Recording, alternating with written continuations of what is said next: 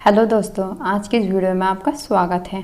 आज इस वीडियो में हम बात करेंगे क्लास 6 के हिस्ट्री के अध्याय नंबर 8 की। अशोक एक अनोखा सम्राट जिसने युद्ध का त्याग किया। इस चैप्टर में हम अशोक के बारे में पढ़ेंगे, लेकिन अशोक को पढ़ने से पहले हमें यह पता होना चाहिए कि अशोक कौन था। अशोक मौर्य वंश का सबसे महान शासक था। मौर्य वंश की स्थापना अशोक के दादा चंद्रगुप्त मौर्य के द्वारा की गई। चंद्रगुप्त मौर्य की मृत्यु के बाद उनके साम्राज्य को उनके पुत्र बिंदुसार ने संभाला। बिंदुसार की मृत्यु के बाद उनके साम्राज्य को उनके पुत्र अशोक ने संभाला। इस प्रकार हमें यहाँ पर वंश परंपरा देखने को मिलती है। मतलब सबसे पहले चंद्रगुप्त मौर्य राजा बने, फिर उनके ही पुत्र बिंदुसार, फिर उनके ही पुत्र अशोक। इस प्रकार हमें वंश परंपरा देखने को मिलती है। तो चलिए अब हम चैप्टर को स्टार्ट करते हैं। एक बहुत बड़ा राज्य, एक साम्राज्य। साम्राज्य किसे कहते हैं? साम्राज्य राज्यों से बड़े होते हैं और उनकी रक्षा के लिए बड़ी बड़ी सेनाओं की ज़रूरत होती है। हम जिन शेरों के चित्र रुपयों पैसों पर देखते हैं उनका एक लंबा इतिहास है। आपने इस प्रकार के चित्र रुपयों पर तो देखे ही होंगे। इसे अशोक स्तंभ कहते हैं। इन्हें पत्थरों को काट कर बनाया गया और फिर इन्हें सारनाथ में एक विशाल स्तंभ पर स्थापित किया गया। इस विषय में तुमने अध्याय 7 में पढ़ा।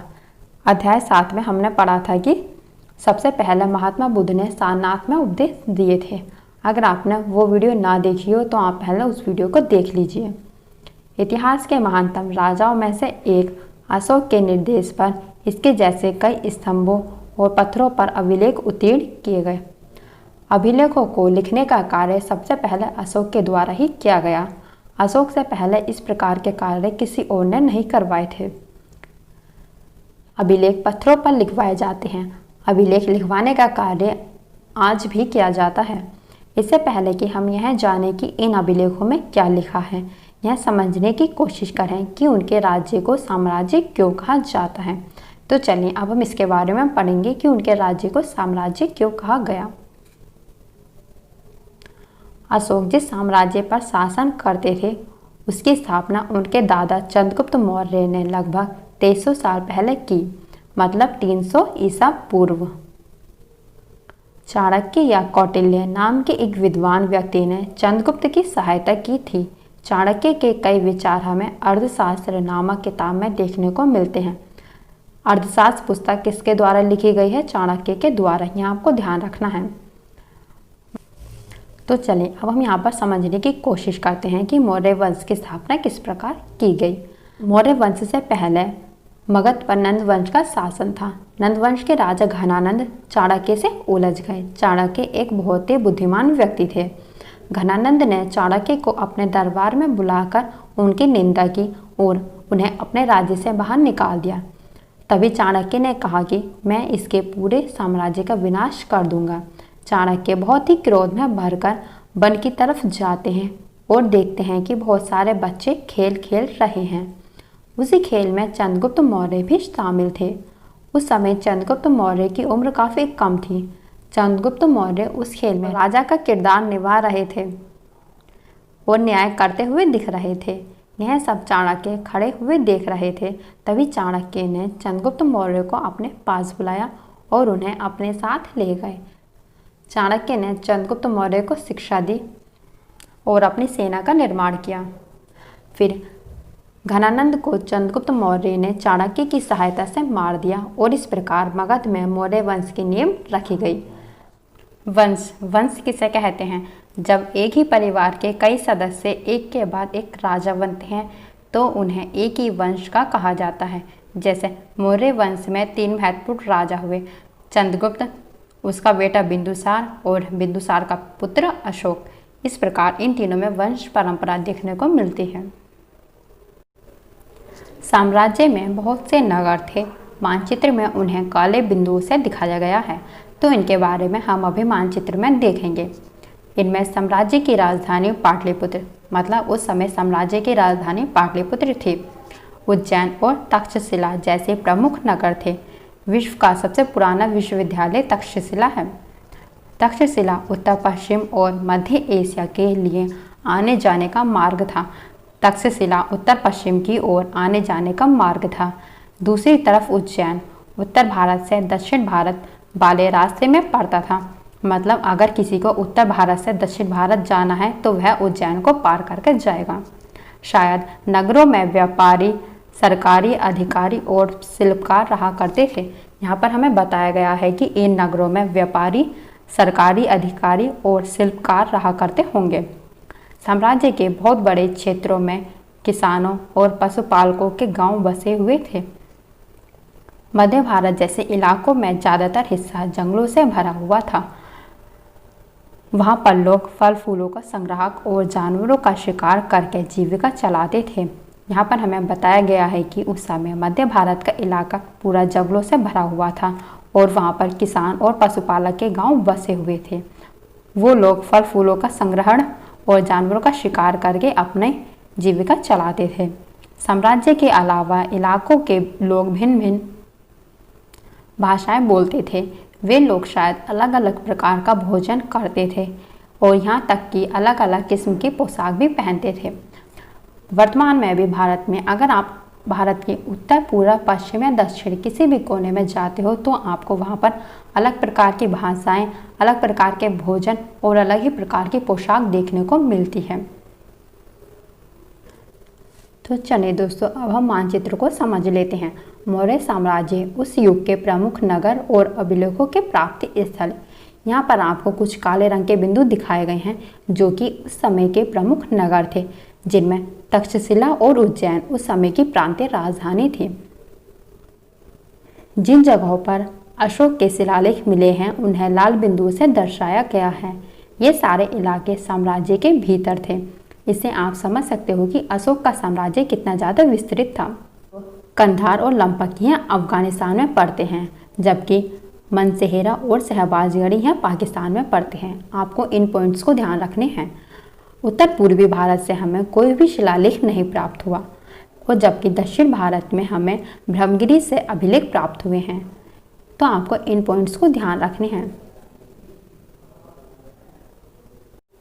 चलिए अब आगे बढ़ते हैं। राज्य साम्राज्य से कैसे भिन्न है? चूँकि साम्राज्य राज्यों से बड़े होते हैं और उनकी रक्षा के लिए बड़ी सेनाओं की ज़रूरत होती है, इसलिए सम्राटों को राजाओं की तुलना में ज़्यादा संसाधनों की ज़रूरत होती है। क्योंकि साम्राज्य बड़े होते हैं तो इसलिए उन्हें ज़्यादा संसाधनों की भी ज़रूरत होगी। इसी कारण उन्हें बड़ी संख्या में कर इकट्ठा करने वाले अधिकारियों की ज़रूरत होती है। मतलब उस समय भी कर इकट्ठा करने के लिए अधिकारियों की ज़रूरत पड़ती थी। साम्राज्य का प्रशासन। चूँकि मौर्य साम्राज्य बहुत बड़ा था इसलिए अलग अलग हिस्सों पर अलग अलग ढंग से शासन किया जाता था। पाटलिपुत्र और उसके आसपास के इलाकों पर सम्राट का सीधा नियंत्रण था। उस समय की राजधानी पाटलिपुत्र थी जिस पर राजा का सीधा ही नियंत्रण था। इसका मतलब यह हुआ कि इस इलाके के गांवों और शहरों के किसानों, पशुपालकों, शिल्पकारों और व्यापारियों से कर इकट्ठा करने के लिए राजा अधिकारियों की नियुक्ति करता था, जो राजा के आदेशों का उल्लंघन करते थे। अधिकारी उन्हें सजा भी देते थे। इनमें से कई अधिकारियों को वेतन भी दिया जाता था। यहाँ पर हमें बताया गया है कि राजा किस प्रकार कर इकट्ठा करते थे। वह किसानों, पशुपालकों, शिल्पकारों और व्यापारियों से कर इकट्ठा करने के लिए राजा अधिकारियों की नियुक्ति करता था और अगर कोई कर नहीं देता है तो अधिकारी उसे सजा भी देते थे। संदेशवाहक। संदेशवाहक एक जगह से दूसरी जगह घूमते रहते थे और राजा के जासूस अधिकारियों के कार्यकलाप पर नज़र रखते थे। इन सब के ऊपर सम्राट था जो राज परिवार एवं वरिष्ठ मंत्रियों की सहायता से सब पर नियंत्रण रखता था। मौर्य साम्राज्य के भीतर कई छोटे क्षेत्र या प्रांत थे। इन पर तक्षशिला या उज्जैन जैसे प्रांतीय राजधानियों का शासन किया जाता था। तक्षशिला और उज्जैन उस समय की प्रांतीय राजधानियाँ थीं। कुछ हद तक पाटलिपुत्र से इन क्षेत्रों पर नियंत्रण रखा जाता था और अक्सर राजकुमारों को वहाँ का राज्यपाल बनाकर भेजा जाता था। आपको ध्यान रखना है कि प्रांतीय राजधानियों में जो राजा से छोटे होते हैं, जो उनके पुत्र हो गए राजकुमार, उन्हें प्रांतीय राजधानियों का राज्यपाल, इसका मतलब गवर्नर बनाकर उन्हें भेजा जाता था। क्योंकि पाटलिपुत्र से शासन करना पूरे भारत पर थोड़ा मुश्किल होता था, लेकिन ऐसा लगता है कि इन जगहों पर ईशान्य परंपराओं और नियमों को ही माना जाता था। यह सब परंपराएं तो भारत में आज भी देखने को मिलती हैं। जिस प्रकार भारत की राजधानी दिल्ली है, उसी प्रकार भारत के अलग अलग राज्यों की भी राजधानी होती है, क्योंकि पूरे भारत पर दिल्ली से शासन करना थोड़ा मुश्किल हो जाता है। इसीलिए अपने राज्यों में एक अलग राजधानी स्थापित की जाती है, जिससे कि उस राज्य में शासन करना थोड़ा आसान हो जाए। प्रादेशिक केंद्रों के बीच विस्तृत क्षेत्र थे। इन इलाकों में मौर्य शासक सिर्फ मार्गों और नदियों पर नियंत्रण रखने की कोशिश करते थे। आवागमन के लिए महत्वपूर्ण थे। यहाँ से उन्हें जो भी संसाधन कर और भेंट के रूप में मिलते थे, उसे इकट्ठा कर लिया जाता था। उदाहरण के लिए अर्थशास्त्र में लिखा है कि उत्तर पश्चिम कंबल के लिए और दक्षिण भारत सोने और कीमती पत्थरों के लिए प्रसिद्ध था। मतलब हमें बताया गया है कि जो उत्तर पश्चिम है वह कंबल के लिए फेमस था, और जो दक्षिण भारत है वह सोने और कीमती पत्थरों के लिए प्रसिद्ध था। संभव है कि संसाधन नजराने के रूप में इकट्ठे किए जाते थे। नजराना किसे कहते हैं, चलिए अब हम नजराने के बारे में पढ़ते हैं। नजराना, जहाँ कर नियमित ढंग से इकट्ठे किए जाते थे, वही नजराना अनियमित रूप से जब भी संभव हो इकट्ठा किया जाता था। ऐसे नजराने विविध पदार्थों के रूप में प्रायः ऐसे लोगों से लिए जाते थे जो स्वेच्छा से इसे देते थे। मतलब अगर जैसे कोई शिकारी है तो उसके द्वारा वन से प्राप्त औषधि, शहद आदि को लाकर देना पड़ता था। राजधानी में सम्राट, मेगास्थनीज चंद्रगुप्त के दरबार में पश्चिम एशिया के यूनानी राजा सेल्यूकस निकेटर का राजदूत था। मतलब मेगास्थनीज चंद्रगुप्त मौर्य के दरबार में भारत आया और यह सेल्यूकस निकेटर का राजदूत था। मेगास्थनीज ने जो कुछ देखा उसका विवरण दिया। यहाँ हम उसके विवरण का एक अंश दे रहे हैं। जो कुछ मेगास्थनीज ने देखा वह यहाँ पर बताया गया है। सम्राट का जनता के सामने आने के अवसरों पर शोभा यात्रा के रूप में जश्न मनाया जाता था। उन्हें एक सोने की पालकी में ले जाया जाता है। उनके अंग रक्षक सोने और चांदी से अलंकृत हाथियों पर सवार रहते हैं। कुछ अंग रक्षक पेड़ों को लेकर चलते हैं। इन पेड़ों पर प्रशिक्षित तोतों का एक झुंड रहता है, जो सम्राट के सिर के चारों तरफ चक्कर लगाता रहता है। राजा सामान्यतः हथियारबंद महिलाओं से घिरे होते हैं। वे हमेशा इस बात से डरे रहते हैं कि कहीं कोई उनकी हत्या करने की कोशिश ना करे। उनके खाना खाने के पहले खास नौकर उस खाने को चखते हैं। वे लगातार 2 रात एक ही कमरे में नहीं सोते थे। मतलब मेगास्थनीज ने जो कुछ देखा वह यहाँ पर बताया गया है कि जब भी सम्राट जनता के सामने किसी अवसर पर बाहर निकलते हैं तो शोभा यात्रा के रूप में उसका जश्न मनाया जाता है और उन्हें एक सोने की पालकी में बैठाया जाता है। जो सम्राट के अंग रक्षक होते हैं वह सोने और चांदी से सजाए गए हाथियों पर सवार होते हैं। कुछ अंग रक्षक पेड़ों को लेकर चलते हैं, जिन पर प्रशिक्षित किए हुए तोतों का झुंड रहता है, जो सम्राट के सिर के चारों तरफ चक्कर लगाते रहते हैं। राजा के चारों ओर हथियारबंद महिलाएं होती हैं। राजा हमेशा इस बात से डरे रहते हैं कि कहीं कोई उनकी हत्या करने की कोशिश ना करे। इसके लिए वह अपने खाना खाने से पहले अपने खास नौकरों से उस खाने को चखवाते हैं और सम्राट एक ही कमरे में 2 रातों तक नहीं रुकते। तो इस प्रकार मेगास्थनीज के द्वारा यहाँ पर वर्णन किया गया है। और पाटलिपुत्र आधुनिक पटना के बारे में मेगास्थनीज ने पाटलिपुत्र, जो कि वर्तमान में पटना नाम से जानी जाती है, यह बिहार राज्य में स्थित है। तो मेगास्थनीज ने पटना के बारे में बताया है। यह एक विशाल और खूबसूरत नगर है। यह एक विशाल प्राचीर से घिरा है, जिसमें 570 बुर्ज और 64 द्वार हैं। 2 और 3 मंजिलें वाले घर लकड़ी और कच्ची ईंटों से बने हैं। राजा का महल भी कांच से बना है, जिसे पत्थर की नक्काशी से अलंकृत किया गया है। अलंकृत का मतलब होता है डिज़ाइन किया गया है। यह चारों तरफ से उद्यानों और चिड़ियों के लिए बने बसेरों से घिरा है। तो यहाँ पर मेगास्थनीज ने पटना के बारे में वर्णन किया है। अशोक एक अनोखा सम्राट।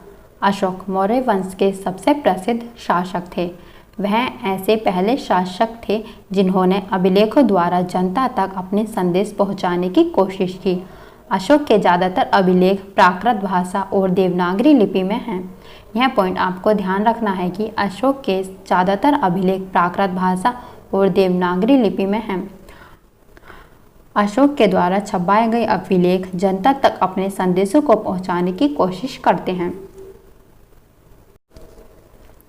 कलिंग युद्ध का वर्णन करता हुआ अशोक का अभिलेख। अपने एक अभिलेख में अशोक ने यह बात कही, राजा बनने के 8 साल बाद मैंने कलिंग विजय की। अशोक ने कलिंग की विजय कब की?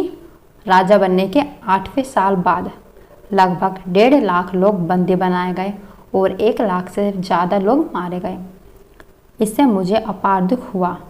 जब किसी स्वतंत्र देश को जीता जाता है तो लाखों लोग मारे जाते हैं और बहुत सारे लोग बंदी बनाए जाते हैं। इसमें ब्राह्मण और श्रमण भी मारे जाते हैं।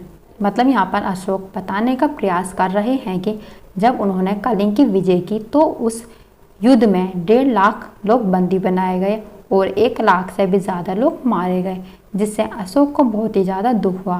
क्योंकि जब किसी भी देश को जीता जाता है तो लाखों लोग मारे जाते हैं और बहुत ही सारे लोग बंदी बनाए जाते हैं। जो लोग अपने सगे संबंधियों और मित्रों को बहुत प्यार करते हैं तथा दासों और मृतकों के प्रति दयावान होते हैं, वे भी युद्ध में या तो मारे जाते हैं या अपने प्रियजनों को खो देते हैं। इसलिए मुझे पश्चाताप हो रहा है। अब मैंने धर्म पालन करने एवं दूसरों को इसकी शिक्षा देने का निश्चय किया है। कलिंग युद्ध के बाद ही अशोक ने बौद्ध धर्म को अपना लिया, क्योंकि कलिंग युद्ध में इतने सारे लोग मारे गए और इतने ही सारे लोग बंदी बनाए गए, जिससे अशोक को बहुत ही ज़्यादा दुख हुआ। और इन सब का पश्चाताप करने के लिए अशोक ने धर्म पालन करने एवं दूसरों को शिक्षा देने का निश्चय किया। मैं मानता हूँ कि धर्म के माध्यम से लोगों का दिल जीतना बलपूर्वक विजय पाने से ज़्यादा अच्छा है। मैं यह अभिलेख भविष्य के लिए एक संदेश के रूप में इसलिए उत्तीर्ण कर रहा हूँ कि मेरे बाद मेरे बेटे और पोते भी युद्ध ना करें। इसके बदले उन्हें यह सोचना चाहिए कि धर्म को कैसे बढ़ाया जाए।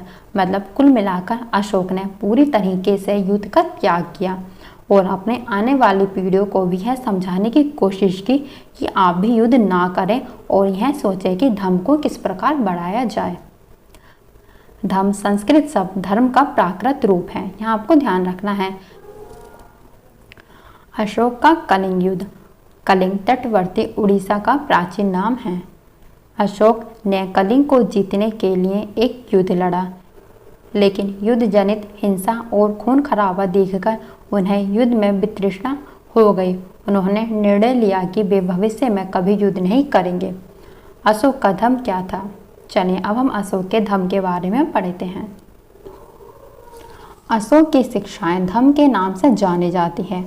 अशोक के धर्म में किसी देवता की पूजा अथवा किसी कर्मकांड को आवश्यकता नहीं थी। उन्हें लगता था कि जैसे पिता अपने बच्चों को अच्छे व्यवहार की शिक्षा देते हैं, वैसे ही यह उनका कर्तव्य था कि अपने प्रजा को निर्देश दें। वे बुद्ध के उपदेशों से भी प्रेरित हुए। अशोक ने धर्म की अवधारणा राहुलोवाद सूक्त, वहां से धर्म की अवधारणा को लिया है।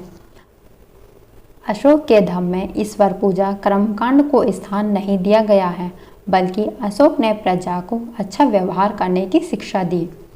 अशोक ने कहा है कि प्रजा एक बच्चे के समान है, जिसे कि अच्छा व्यवहार करने की शिक्षा दी जाए।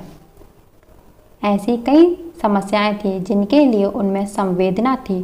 उनके साम्राज्य में अलग अलग धर्मों को मानने वाले लोग थे और इससे कई बार टकराव पैदा हो जाता था। जानवरों की बलि चढ़ाई जाती थी। दासों और नौकरों के साथ क्रूर व्यवहार किया जाता था। इनके अलावा परिवार में व पड़ोसियों के बीच भी झगड़े होते रहते थे। अशोक ने यह महसूस किया कि इन समस्याओं का निदान उनका कर्तव्य है, इसलिए उन्होंने धम्म महामात नाम के अधिकारी की नियुक्ति की, जो जगह जगह जाकर धर्म की शिक्षा देने लगे। इसके अतिरिक्त अशोक ने अपने संदेश कई स्थानों पर शिलाओं और स्तंभों पर गुदवाए।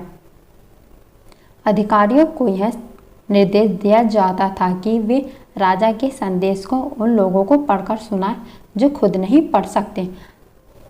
यहाँ पर अशोक ने अपने संदेश अभिलेखों और शिलाओं स्तंभों पर गुदवाए। अधिकारियों को यह निर्देश दिया जाता है कि वे राजा के संदेश को लोगों को पढ़कर सुनाएं जो लोग खुद नहीं पढ़ सकते।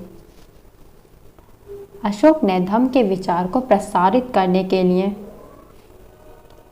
सीरिया, मिस्र, ग्रीस तथा श्रीलंका में भी राजदूत भेजे। मतलब अशोक ने धम्म का प्रचार इस प्रकार विस्तृत किया कि सीरिया, मिस्र, ग्रीस तथा श्रीलंका में भी अशोक ने अपने राजदूत भेजे। उन्होंने सड़कें बनवाई, कुएं खुदवाए और विश्राम गृह बनवाए। इसके अतिरिक्त उन्होंने मनुष्य व जानवरों की चिकित्सा की भी व्यवस्था की। मतलब यहाँ पर अशोक ने पूरी तरीके से युद्ध को त्याग दिया। अब वह पूरी तरीके से धम्म के मार्ग पर चलने लगे और लोगों को धम्म की शिक्षा देने लगे। तो अब आप समझ गए होंगे कि अशोक ने अभिलेख और शिलाओं का निर्माण क्यों करवाया, क्योंकि अशोक के द्वारा संदेशों को शिलाओं पर उत्कीर्ण किया गया। इसीलिए अशोक ने जगह जगह शिक्षा देने के लिए इन शिलाओं की स्थापना की। मौर्यकालीन मूर्तिकला का एक नमूना। उत्कृष्ट पॉलिश वाले पत्थर की उस मूर्ति को देखो। यह बिहार के रामपुरवा में मिले एक मौर्यकालीन स्तंभ का हिस्सा है। अभी इसे राष्ट्रपति भवन में रखा गया है। यह उस समय की मूर्तिकला का एक नमूना है। तो आप देख सकते हैं कि उस समय किस प्रकार की मूर्तिकला प्रसिद्ध थी। अपने प्रजा के लिए अशोक के संदेश। लोग विभिन्न अवसरों पर अनुष्ठान करते हैं।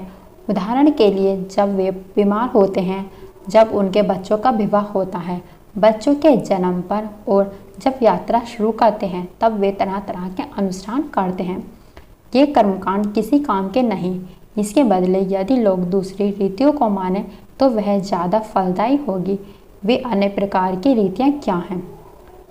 तो वह अन्य प्रकार की रीतियाँ ये हैं: अपने दासों और नौकरों के साथ अच्छा व्यवहार करना, बड़ों का आदर करना, सभी जीवों पर दया करना और ब्राह्मणों तथा श्रमणों को दान देना। मतलब अशोक बताते हैं कि जब कोई बीमार होता है, बच्चों का विवाह होता है, बच्चों का जन्म होता है, इस प्रकार के कर्मकांड किसी काम के नहीं हैं। जब तक लोग अपने दासों और नौकरों के साथ अच्छा व्यवहार, बड़ों का आदर और जीवों पर दया नहीं करेंगे तो यह सारे कर्मकांड किसी काम के नहीं।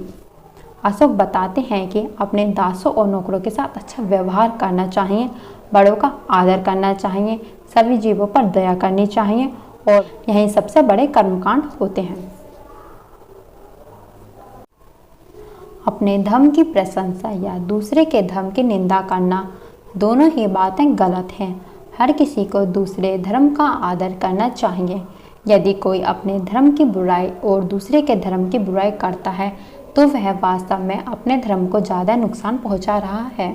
मतलब अशोक के द्वारा यह बताने की कोशिश की गई है कि चाहे अपना धर्म हो या दूसरे का धर्म हो, किसी भी धर्म की बुराई नहीं करनी चाहिए, बल्कि दोनों ही धर्मों का मान सम्मान करना चाहिए।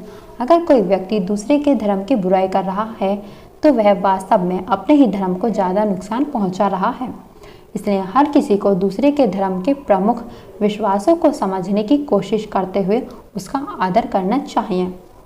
भारत के प्रथम प्रधानमंत्री पंडित जवाहरलाल नेहरू ने लिखा है, उनके धर्मादेश आज भी हम में एक ऐसी भाषा में बात करते हैं जिन्हें हम समझ सकते हैं और जिनसे हम बहुत कुछ सीख सकते हैं।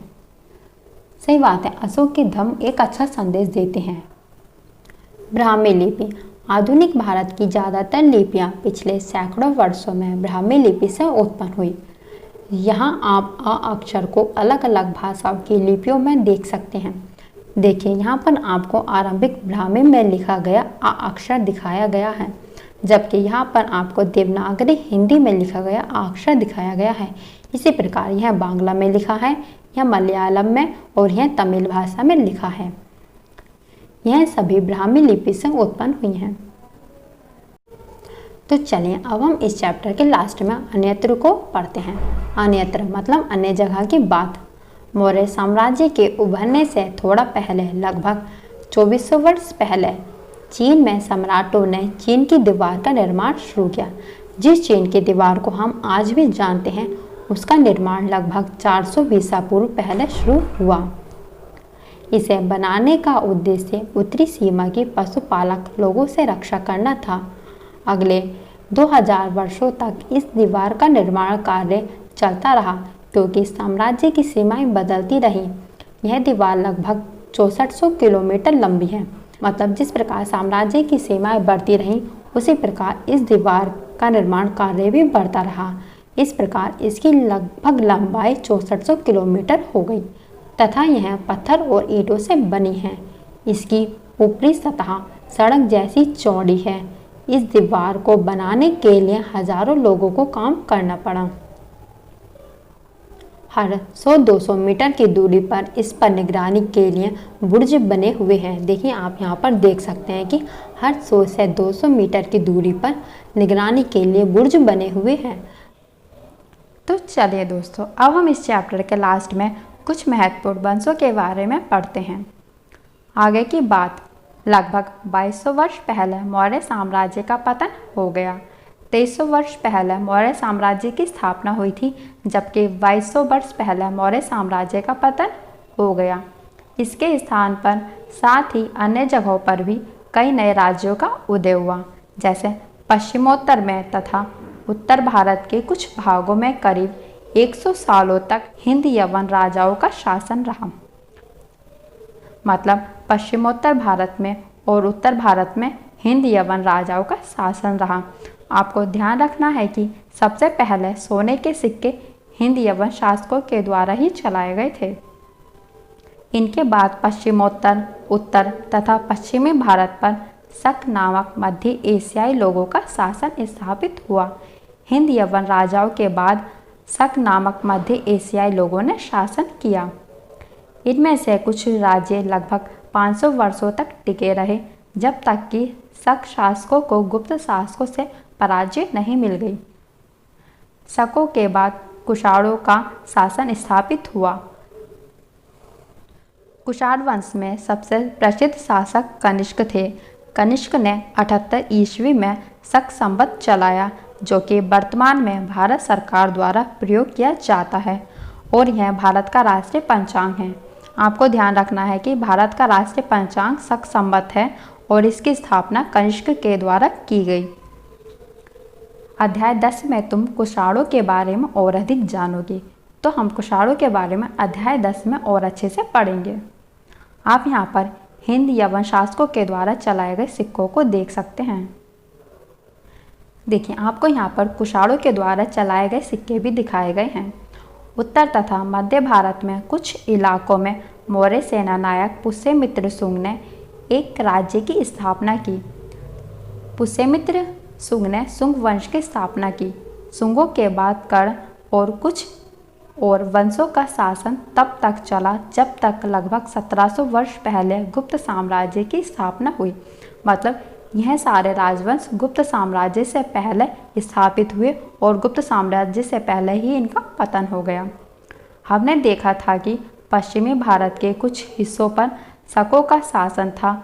यहाँ पश्चिमी भारत तथा मध्य भारत पर शासन कर रहे सातवाहन शासकों के साथ इनके कई युद्ध हुए। सातवाहन शासकों ने शीशे के सिक्के चलवाए। आपको ध्यान रखना है कि सातवाहन शासकों ने शीशे के सिक्के चलवाए, जबकि सबसे पहले सोने के सिक्के हिंद यवन शासकों के द्वारा चलवाए गए थे। लगभग 2100 साल पहले स्थापित सातवाहन राज्य लगभग 400 सालों तक टिका रहा। लगभग 1700 वर्ष पहले मध्य तथा पश्चिमी भारत में वाकाटक वंश का शासन स्थापित हुआ। सातवाहन वंश के पतन से लेकर चालुक्यों के उदय के बीच दक्कन में सबसे शक्तिशाली एवं प्रमुख राजवंश वाकाटक वंश था। दक्षिण भारत में 2200 से 1800 साल पूर्व के बीच चोलों, चेरों तथा पांड्यों ने शासन किया। आपको ध्यान रखना है कि चोलों, चेरों तथा पांड्य यह संगमकालीन राजवंश से संबंधित हैं। लगभग 1500 साल पहले पल्लवों और चालुक्यों के 2 बड़े राज्यों की स्थापना हुई। तो देखिए आपको यहाँ पर शकों के द्वारा चलाए गए सिक्के दिखाए गए हैं। इसके अलावा और भी कई राज्य और राजा थे। इनके बारे में हमें उनके सिक्कों, पांडुलिपियों तथा पुस्तकों से पता चलता है। इन सब के साथ साथ अनेक ऐसे परिवर्तन भी हो रहे थे जिनमें सामान्य स्त्री पुरुषों का महत्वपूर्ण योगदान था। इनमें कृषि का प्रसार, नए शहरों का विकास, उद्योग तथा व्यापार में प्रगति थी। व्यापारियों ने एक तरफ जहां उपमहाद्वीप के अंदर तथा बाहर जमीन के रास्तों की खोज की, वहीं पश्चिमी एशिया, पूर्वी अफ्रीका तथा दक्षिण पूर्वी एशिया के समुद्री रास्ते भी खुले। मंदिरों, स्तूपों तथा अन्य इमारतों का निर्माण हुआ, किताबें लिखी गई, साथ ही वैज्ञानिक खोज भी हुई। ये सारी बातें साथ साथ हो रही थी। इस पुस्तक के बाकी हिस्सों को पढ़ते हुए तुम इन बातों को ध्यान में रखना। जहाँ पर एक तरफ कई राज्यों का उदय हो रहा था, वहीं पर दूसरी तरफ कई सारी बातें एक साथ हो रही थी, जिनमें व्यापारियों ने एक तरफ उपमहाद्वीप के अंदर और बाहर जमीन के रास्तों की खोज की, वहीं दूसरी तरफ पश्चिम एशिया, पूर्वी अफ्रीका तथा दक्षिण पूर्वी एशिया के समुद्री रास्ते भी खोले गए। इसी समय में मंदिरों, स्तूपों तथा अन्य इमारतों का निर्माण हुआ, किताबें लिखी गई और साथ ही साथ वैज्ञानिक खोजें भी हुई। देखिए आपको यहाँ पर सातवाहन वंशों के द्वारा चलाए गए सिक्के दिखाए गए हैं। तो दोस्तों इन सभी पॉइंट्स को आप ध्यान रखिए। आज का चैप्टर यहीं पर पूरा होता है। आपको यह वीडियो कैसी लगी आप हमें कमेंट करके ज़रूर बताइए और आप अपने दोस्तों के साथ भी इस वीडियो को ज़्यादा से ज़्यादा शेयर करें। आगे और भी इसी प्रकार की वीडियो पाने के लिए हमारे चैनल को सब्सक्राइब करें और साथ ही बेल आइकन को प्रेस करें, जिससे हमारे वीडियो की सभी नोटिफिकेशन आपको समय पर मिलती रहे। प्लीज़ इस वीडियो को लाइक करें और ज़्यादा से ज़्यादा अपने दोस्तों के साथ शेयर करें। Thanks for watching.